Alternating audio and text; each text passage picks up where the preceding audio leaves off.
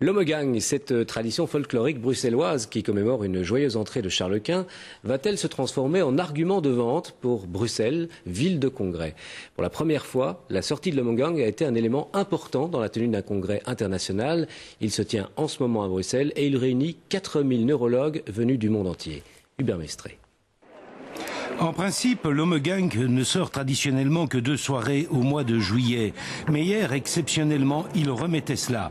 Et à la demande des organisateurs du Congrès international de neurologie qui se tient en ce moment au Ezel. On a voulu travailler, si vous voulez, sur l'aspect international de l'Ommegang, sur la culture belge dans son ensemble.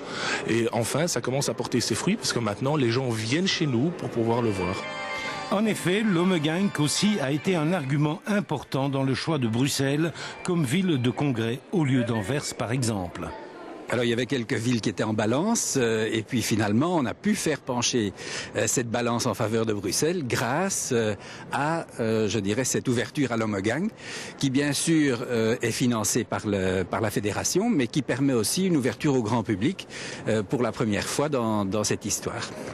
Tout cela a un prix. Si les organisateurs du congrès ont déboursé 100 000 € pour se payer l'Ommegang, un tel congrès de 4000 participants, ça veut dire aussi 12 000 nuitées d'hôtels garanties.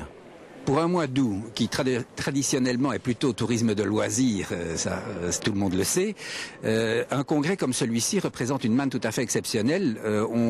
Nos calculs nous permettent de dire qu'environ 5 millions d'euros en chiffre d'affaires au sens large, retombées directes et indirectes, reviennent sur Bruxelles grâce à ce congrès. Les comptes sont faits, tout le monde se frotte les mains et le spectacle peut commencer. Mais de telles sorties d'Ommegang resteront pour les autorités toujours exceptionnelles.